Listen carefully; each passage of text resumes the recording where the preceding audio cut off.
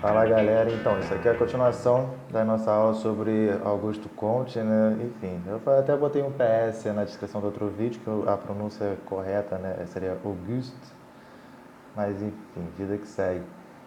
Vamos continuar lá com Augusto Comte. Vamos falar da filosofia dele dessa vez, né? A filosofia positiva, o que é essa filosofia positiva? No outro vídeo a gente toca nesse ponto, né? Principalmente no final do vídeo, mas a gente traz muitos aspectos da biografia dele, né?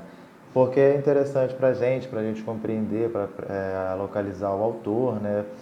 Ver as experiências que ele passou, ver o contexto histórico onde ele se situa. Isso tudo é de grande importância, né? Toda vez que a gente pega um autor assim para estudar nas ciências sociais, a gente dá uma dedicada também para entender o contexto no qual ele escreveu, com quem ele estava dialogando, enfim, as principais, uma conexão também, né, da, da vida da pessoa mesmo, né, com aquilo que está sendo produzido, que é uma forma também de compreender aquele pensamento, né, as teorias, né, os conceitos, isso também ajuda, né.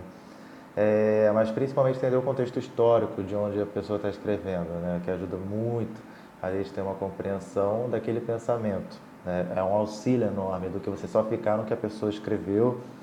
Às vezes você se perde, né? Às vezes fica muito abstrato. A gente tem que entender aquela realidade na qual a pessoa está inserida, com quem ela está dialogando. A filosofia positiva, aqui eu estou continuando também na mesma obra, às vezes eu olho para baixo aqui, né, porque tem as minhas anotações, que é o Positivismo no Brasil, 200 anos de Augusto Comte, do Mozart Pereira Soares, beleza? Então a gente continua nessa mesma obra, se tudo der certo, né, se o tempo permitir, a gente de repente entra numa outra obra que vai ser para encerrar também o tema da gente, para a gente partir para outra.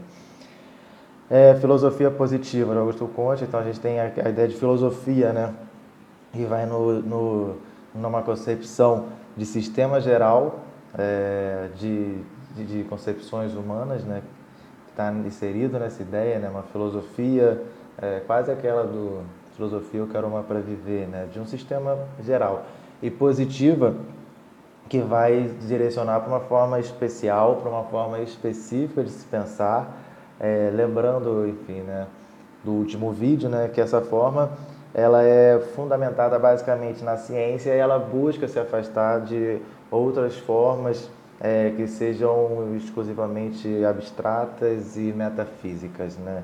Então, esse afastamento assim do afastamento do pensamento abstrato e metafísico é uma aproximação maior das concepções oriundas, né, que têm origem no pensamento científico, né?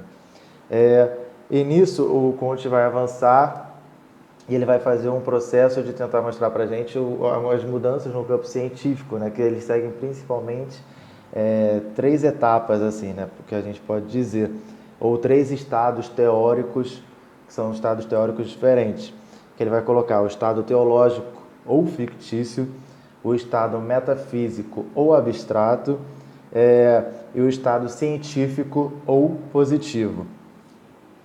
Então a gente tem que esses três estados teóricos, né, que estão presentes na construção das ciências no período que ele estava escrevendo, e assim ele identifica, que esses três estados teóricos estavam ali presentes, estavam presentes na maneira como as pessoas faziam filosofia, e, e seguiam inclusive essa mesma ordem, assim, né, de começar por um pensamento teológico, né, por um pensamento essencialmente, né, ligado a essa questão de explicações a partir de categorias de divindades, depois um estado metafísico, que seria uma espécie de meio de campo para se chegar no estado científico ou positivo, né? Esse meio de campo, né, o metafísico, o que está além do físico, são as explicações que também são abstratas, beleza, mas elas não têm esse aparato, né, teológico, né, esse aparato de explicar, enfim, que as religiões utilizam, né? A gente pode até imaginar alguns exemplos, né, de pessoas que não usam a categoria de religiosos, mas que falam de energia, ou até umas correntes, né, do próprio pensamento grego tinha isso, né, do calor vital, da força vital. Então, são categorias que também são abstratas, beleza? mas que não necessariamente estão ancoradas num pensamento teológico, num pensamento religioso, mas que ainda são explicações abstratas do que é o mundo, do que é a realidade na qual a gente está inserido, né? Esses pensamentos abstratos, eles existem enormemente, né? A gente pode pensar até em vários caminhos assim nos dias de hoje, né? A questão da própria astrologia, né? Da explicação através dos astros, que pode ser colocado de uma maneira como se fosse uma explicação metafísica, né? Uma explicação abstrata e tal. E é basicamente isso, gente. Mas eu parei assim, porque nessa coisa, né, dos signos, dos astros e tal, do mapa astral, que seria também, mas muitas vezes as pessoas vão tentar dar uma roupagem científica para isso, né? Aqui o nosso mérito não é discutir se é ou se não é, nosso mérito é só apresentar os assuntos. Vamos lá. Aí a gente tem o estado teológico, o metafísico e o positivo, né? E o autor, né, do livro, ele vai trazer algumas citações diretas do Comte falando sobre esses estados, né? Que eu vou ler, a gente vai ver cada uma desses para poder aprofundar um pouco. O estado teológico, né? Concebe os fenômenos como produzidos pela ação direta e contínua de agentes sobrenaturais mais ou menos numerosos, cuja intervenção arbitrária explica todas as anomalias aparentes do universo. Ou seja, o estado teológico é isso, né? São esses agentes sobrenaturais, divindades, né? Deuses, deusas, e outras religiões vão ter outros nomes, né? Para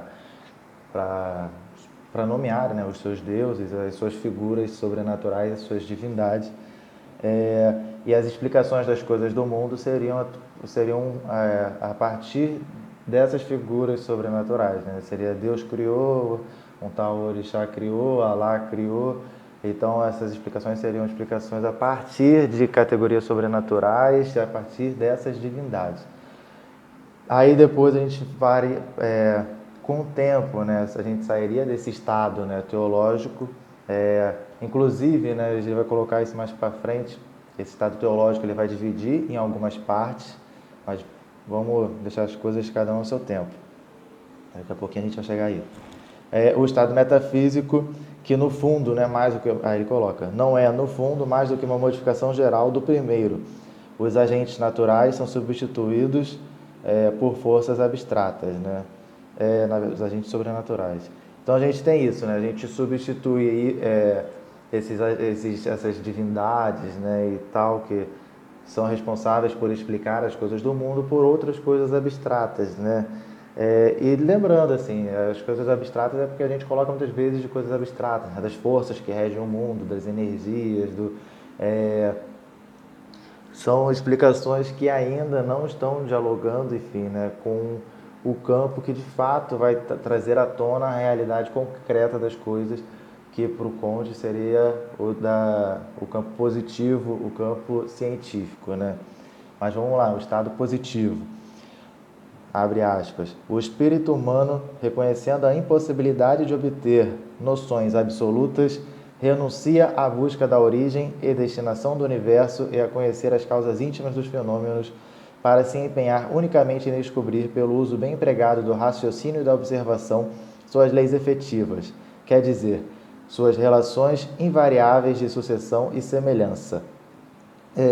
Então o esforço passa a se olhar para o mundo, olhar para os fenômenos que acontecem na vida das pessoas, os fenômenos que acontecem, enfim, na natureza, e buscar estabelecer relações que ajudem a explicar por que esses fenômenos acontecem, né? Muitas vezes numa relação de causa e consequência, né? Então a explicação através da observação dos experimentos, né? Da experiência, para a gente compreender essa realidade.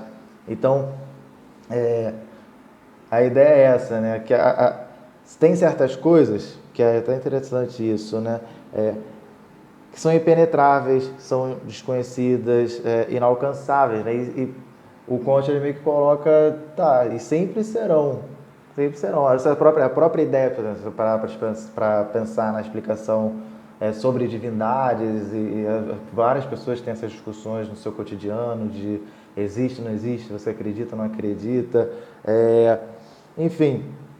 de que essas coisas elas não têm, são indemonstráveis, né? Não dá para demonstrar, né? Elas são desconhecidas, não dá para penetrar nesse tipo de coisa.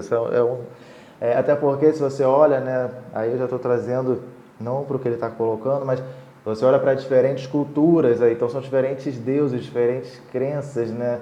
O mundo é cheio de religiões, é cheio de divindades, né? Aí tu fica lá, mas aí qual seria a verdadeira, qual não seria? Mas como é que eu faço para mostrar? Como é que eu não faço para mostrar? Então, é, esse tipo de verdade, ele é impenetrável, assim, né? Não é à toa que é um sistema de crenças, né? Então, você tem que, o esforço, na real, dos seres humanos, ele deveria se focar na questão da construção de explicação da realidade, nesse pensamento científico, nesse pensamento positivo, né? Então, deveria ter essa orientação. Ele vai colocar, de novo, lembrando, né, como se fossem 3 etapas, né? A primeira é a explicação teológica, a explicação por que que uma vela, por que que pega fogo? Porque Deus permitiu com que fosse feito fogo, porque Deus criou o fogo. Então você tem várias lá, enfim, né, explicações que partem de divindades que fornecem o fogo para o homem. Aí depois você pode ir para explicações mais abstratas, né, das energias que confluem, que permitem em determinado momento que o fogo se crie e tal, mas ainda assim não tá exatamente na realidade. Aí vai chegar o pensamento científico, que vai estudar os fenômenos de combustão, como funciona, por que pega fogo, e a ciência consegue de fato responder, tá, pega fogo por causa disso. E esse processo ele vai estar em quase todas as experiências humanas, assim, né? Por que que os filhos nascem, por que que a gente chora, por que que a gente é como a gente é, por que que as pessoas são diferentes, porque... Então essas explicações elas eram categorizadas, né, por explicações a partir das divindades, a partir de forças sobrenaturais que atuavam, e depois elas vão ter outras explicações que vão fugir dessa explicação teológica, mas ainda assim não eram explicações concretas, né, do que de fato acontecia. E depois já viu o pensamento científico, que vai dar uma resposta mais fundamentada, mais próxima da realidade. Então ele coloca como se fosse nesse desencadear, né? E a linha última desse processo é o do pensamento científico, é o do pensamento positivo. Lembrando que eu até falei no último vídeo dessa coisa, né, da superação do pensamento teológico a partir do pensamento científico, né? E conforme a ciência fosse progredindo, conforme a ciência for progredindo, cada vez mais as explicações que a gente não tem, que a gente coloca como explicações de cunho teológico, elas vão ganhando, vão deixando de existir ou perdendo força como fenômenos que partem de forças sobrenaturais, né? E, enfim, eu tô aqui, você pode pensar em qualquer coisa que a ciência explique, né? Sei lá, meteorologia, que vai explicar a questão da chuva, da neve e tal. Deixa de ser uma categoria divina, tipo, por que chove? Porque Deus quer, ou porque tal Deus está descontente, ou porque tal Deus ficou feliz, ou coisa do tipo. E ela vai se modificando, né, de compreensão. Depois pode ter uma coisa abstrata, né, o comportamento de tal pessoa que, enfim, que está influenciando nas forças que regem a natureza. Mas essas explicações abstratas vão perdendo espaço para a explicação científica, que vai falar, enfim, né, do fluxo que existe de correntes de ar, né, na questão das nuvens, né, da formação de nuvens, e quando que você vai ter uma formação mais densa de nuvens, e quando essa densidade ela vai se tornar, vai fazer com que você tenha a formação de gotículas de água, que vai fazer com que você tenha chuva, coisa do tipo, que nesse processo você pode ter uma camada de ar extremamente fria, aí essas partículas podem se tornar, enfim, pedras de gelo, podem se tornar neve. Então essas coisas, com o avançar da ciência, vai sendo explicada, né? Lembrando que hoje em dia o mundo da ciência ela está mergulhada em vários aspectos da vida, né? Eu sou um professor de sociologia, eu não compreendo tudo isso, mas conforme a gente for entrando nesses campos, a gente vai compreendendo as explicações que existem para isso, né? uma doença, uma cegueira, sei lá o que, algo que pode ter sido interpretado como castigo divino, começa a ser interpretado como não, é, é uma doença que nasce por causa de um desequilíbrio que existe em tal lugar e acaba que ela se dissemina porque patologias desse formato, como um vírus, ele tem essa capacidade de disseminação. Então, só que, enfim, a gente também, até essa coisa da pandemia é interessante porque você vai ver, ainda persistem as explicações sobrenaturais para os fenômenos que acontecem na nossa realidade, né? Mas você também tem, enfim, a ciência, né, também sempre buscando responder essas demandas, né, e tentando mostrar que são fenômenos que são compreensíveis, né, são observáveis, e que a gente pode compreender o que está acontecendo ali de fato, né. No campo das patologias também, né, porque a medicina passou por esse processo também, né, uma patologia que era explicada como uma interferência sobrenatural, ou então um castigo divino, aí depois passa a ser uma coisa ligada à posição dos astros ou coisa do tipo. Tem até uns quadros, né, da época do Renascimento, que era de turma de medicina, uma coisa de mostrando o céu também, assim, até da loucura, que tinha uma coisa a ver também com a posição dos astros e tal. Então são outras explicações que também são explicações que estão além daquilo que está sendo visto, são explicações metafísicas, né? E só mais tarde que a gente vai ter a ciência que vai tentar explicar como esses fenômenos ocorrem, né? E a ciência nesse caso são várias, né? Enfim, né? Psicologia, psiquiatria, enfim, vários. A medicina tem várias especializações, então é como se fosse esse caminho lógico que estiver sendo seguido. Uma curiosidade é que no estado teológico, né, ele vai colocar o estado teológico em 3 subperíodos, só para a gente ter uma profundidade do que ele está falando, assim.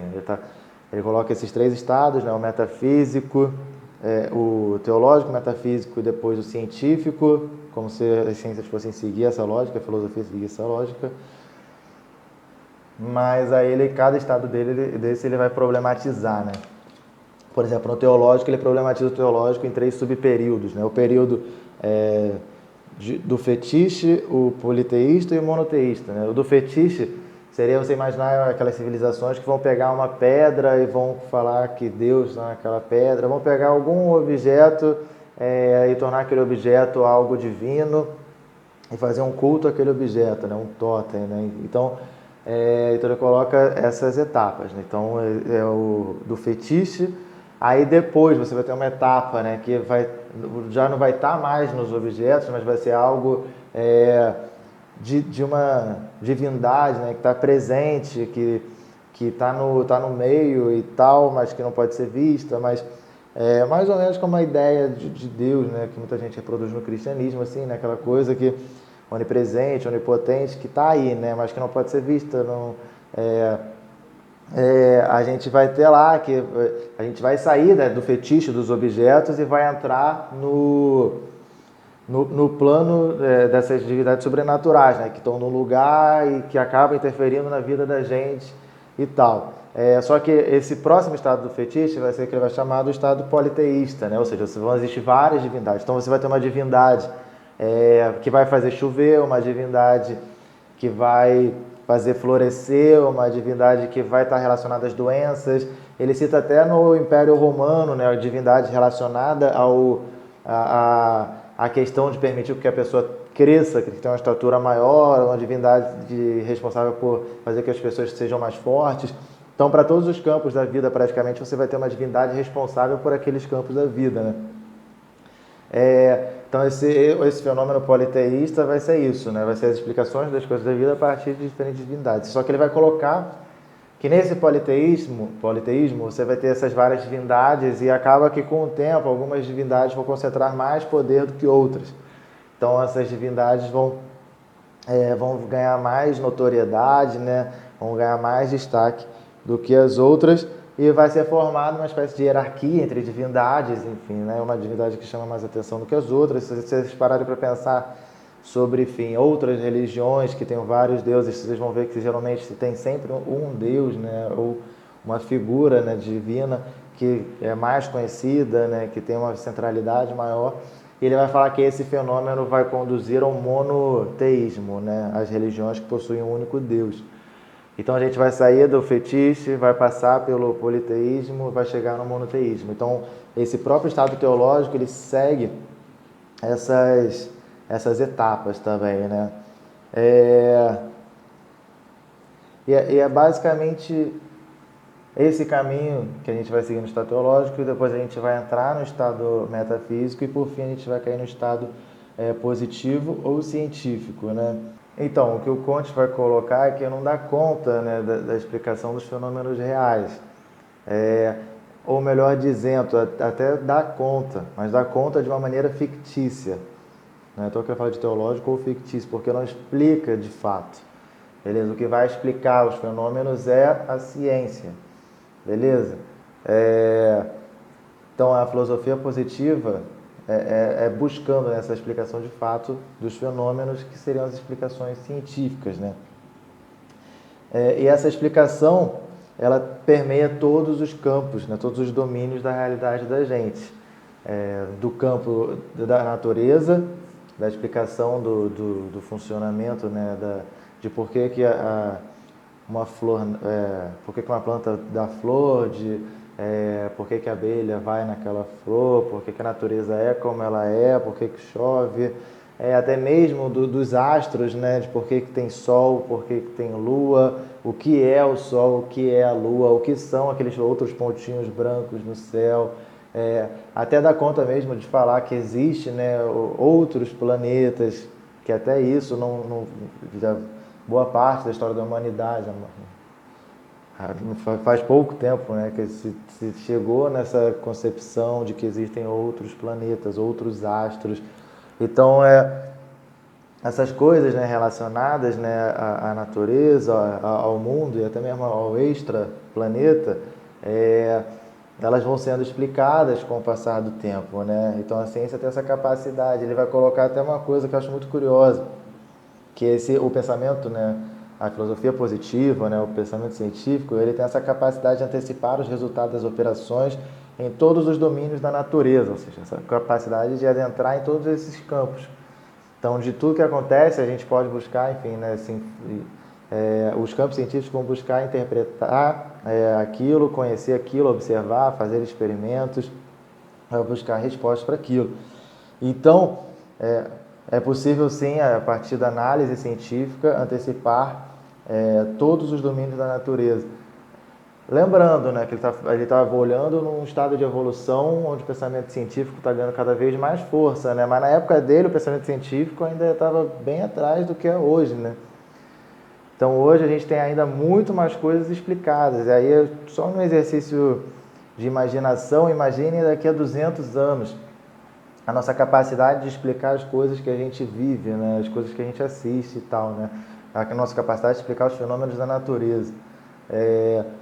Quem diria, por exemplo, que a gente ia ter, satélites saindo da Terra, né? Que a gente já estava indo em outros corpos celestes, né? Então essas coisas, esses avanços, né, científicos vão permitir a gente compreender melhor a nossa própria natureza, mas também o nosso lugar nesse universo, né?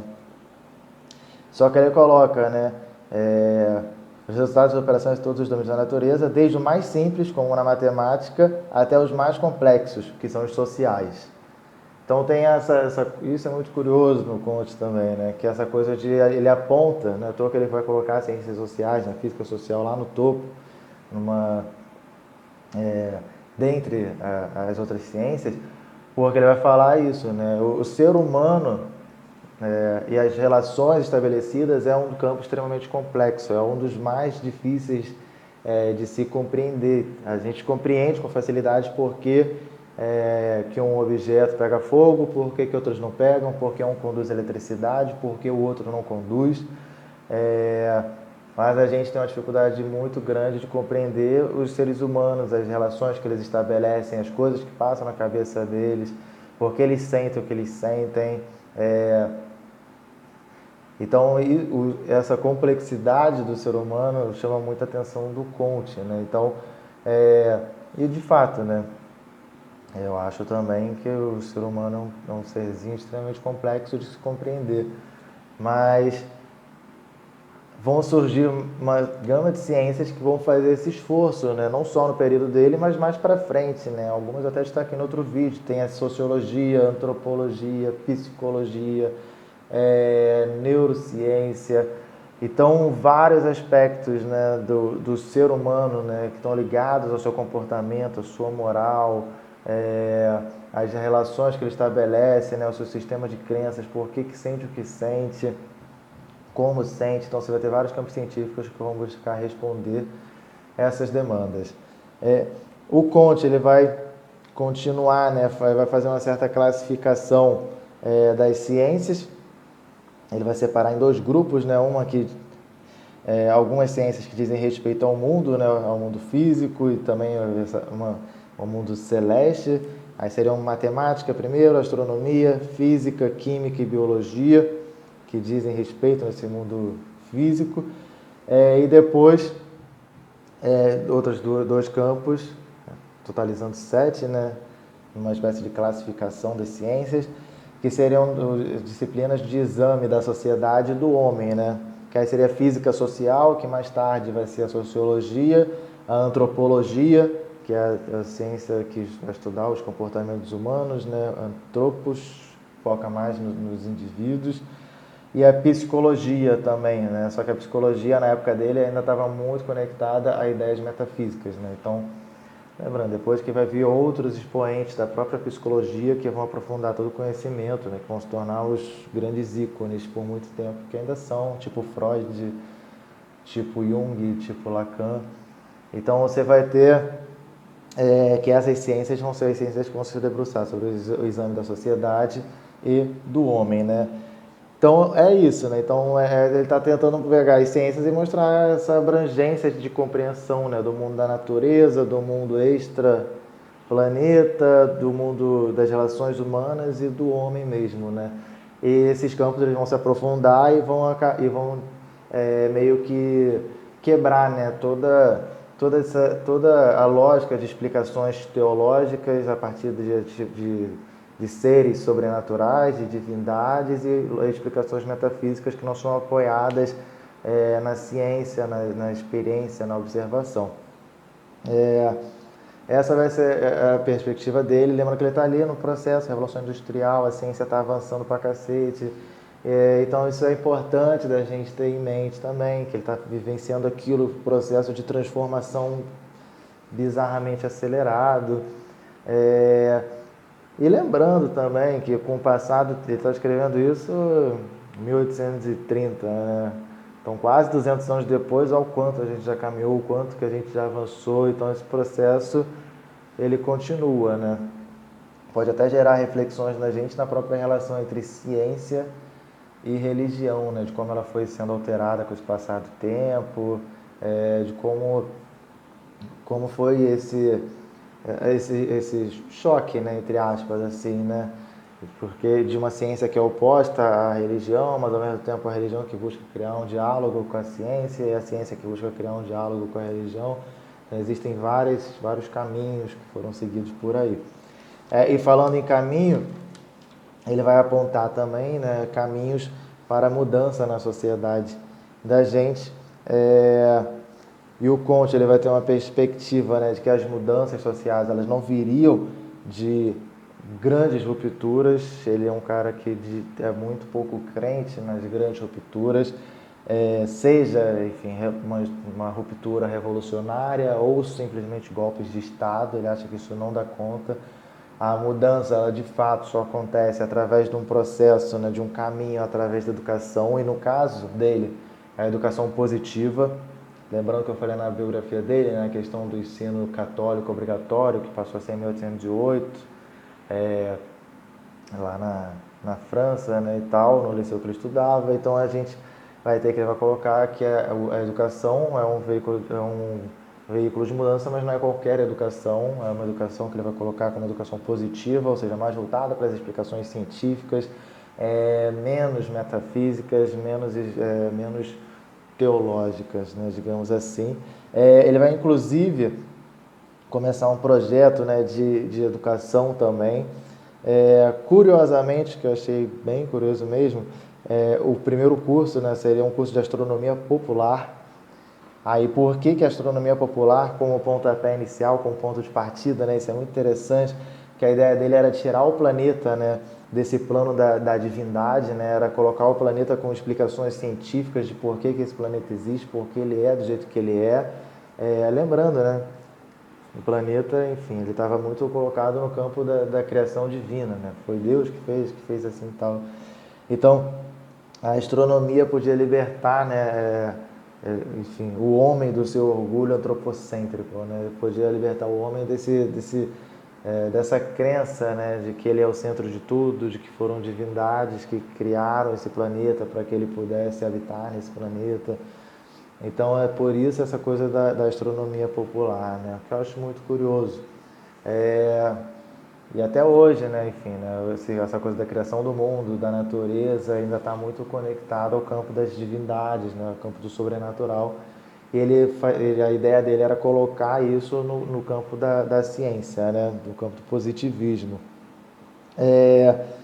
Isso seria meio que um pontapé, né, ponto de partida, mas que avançaria, né? E ele chega, enfim, né, as virtudes ou inclinações. Isso iria, né, tanto da criação do planeta, né, dos astros, né, de colocar isso no campo da ciência, né, no campo da filosofia positiva, e a explicação iria até outro extremo, que é a compreensão de que as virtudes ou inclinações para o bem de nossa espécie não dependem de um suposto influxo da graça divina, mas da própria natureza humana, ou seja, até as concepções de bem, de mal, de certo e errado, não é algo que veio de um Deus ou de uma divindade que fala que é certo, que é errado e tal. Não, isso também é uma criação, isso também pode ser explicado cientificamente, e a explicação científica é que isso vem da natureza humana, das relações que foram estabelecidas, né? Então, essas próprias concepções, por exemplo, as ciências sociais, elas vão buscar, né, dar explicações para isso, né, de onde vieram essas concepções também. Então, essa ideia de bem e de errado, de bem e de mal, né, de certo e de errado, os valores que a gente tem. Então, isso tudo pode ser explicado pelas ciências, né, que se dispõem a explicar as relações humanas e o ser humano, principalmente no seu aspecto moral. Inclusive, né, quem somos, né, isso pode ser explicado a partir das relações humanas, a partir das relações que a gente estabelece. Então é legal ter isso em mente, né? Tirar a carga teológica dessas explicações, as cargas divinas, e colocar no campo científico, no campo positivo. E lembrando, não é só tirar e falar que a ciência explica. Não, a ciência tem que se debruçar e tem que estudar aquilo, tem que buscar responder, né? Então isso é um grande esforço. E para ele, a mudança no caminho, para a mudança social, é a ampliação desse esforço, né? É colocar as nossas fichas na construção desse esforço. Beleza? É ampliar a educação nesse sentido. Porque esse é o caminho verdadeiro, esse é o caminho melhor para a mudança social, através do experimento, das comparações de resultados e assim por diante. Acabou que não deu tempo para falar da outra obra, eu vou acabar fazendo, né, mais um vídeo, se tudo der certo. O próximo vai ser um pouquinho mais curto, que é uma parte sobre o livro que é o Positivismo, do João Ribeiro. Mas vamos lá, então, para fechar, né, inclusive fechar essa parte desse livro, né, do Moza Pereira Soares, é basicamente essa concepção do que é a filosofia positiva do Comte, dessas transições também, né, do estado teológico, do estado metafísico, do estado positivo, desse caminho que as ciências vão seguir, do progresso da humanidade através desse pensamento científico, né? Inclusive vai ter o lema positivista, né, do amor por princípio, a ordem por base, o progresso por fim. Então era preciso coisas que revoluções não dariam conta, que golpes de Estado não dariam conta, e que é preciso uma educação positiva até para pensar no melhor ordenamento da sociedade, e numa sociedade ordenada, pensar nas melhores formas de transformação dessa sociedade de forma que ela fosse a melhor possível e tal para as pessoas. Não é à toa, enfim, o lema da nossa bandeira é um lema positivista da bandeira do Brasil, né? Ordem e progresso, que é isso, né? Que é através do estabelecimento da ordem, através do conhecimento científico, né? Da filosofia positiva, a gente pudesse ter uma melhor compreensão das relações e pudesse transformar essas relações e nisso continuar um caminho de progresso. Isso tem alguns pormenores que no outro vídeo eu vou trazer, que é, por exemplo, tem uma carga moral fortíssima nisso, até na concepção de que eu estou falando aqui, do melhor, a melhor configuração social, coisa do tipo, até isso é extremamente discutível, né? Porque a moral tem essa capacidade, né? O que é a melhor forma para um pode não ser a melhor forma para outro, né? Então, e isso inclusive vai ser um objeto de debate muito forte, né? E várias pessoas que se dispõem a refletir sobre sociedade. O que, de certa forma, confirma o que ele coloca das relações humanas serem extremamente complexas. Mas é isso. Uma outra curiosidade, né, que aparece no livro dele, né, enfim, que eu acho muito interessante, é que no primeiro, né, eu tenho aquele lapso de fofoca da vida dos outros, e aqui vai voltar a ter, ele vai ter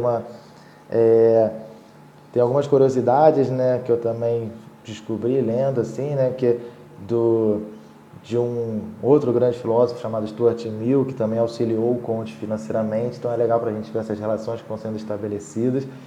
Mas a fofoca, né, que ele viveu um amor lá nos anos 1840, foi uma coisa extremamente forte de troca de correspondência, que dura pouco tempo. Clotilde de Vaux, o nome da mulher em questão. Esse amor platônico, eles começam a ter uma troca intensa de correspondências, e esse amor platônico ele é rompido com a morte dela, pouco tempo depois, né? Então essa coisa ganha e ela morre, né? Então, de novo, ele passa por um processo, esse processo foi extremamente forte para ele também, e aí sofre uma nova, estou partindo aqui das coisas que eu li, né? Uma nova derrocada, só que aí, se na outra vez, né, ele vive um processo de surto e acaba sendo internado no sanatório, dessa vez ele vai partir para uma outra pegada, e logo depois da morte dela ele assume um caráter mais messiânico, e o positivismo começa a ser construído inclusive como uma certa religião da humanidade. E não sei se vocês sabem, mas existe até uma igreja positivista. Então, nesse processo, né, de final de vida do Augusto Comte, né, lembrando que ele morreu em 1857, os últimos 10 anos de vida dele, ele assume esse caráter mais messiânico, e o positivismo ganha um pouco mais dessa característica, também se ancorando em questão, se colocando como uma religião também, só que como a verdadeira religião da humanidade. Espero que vocês tenham gostado. Prometo que o próximo vídeo vai ser um pouquinho mais curto, mas é só para a gente encerrar mesmo essa discussão, principalmente trazendo os debates do Comte sobre sociedade. Até, espero que estejam todos bem.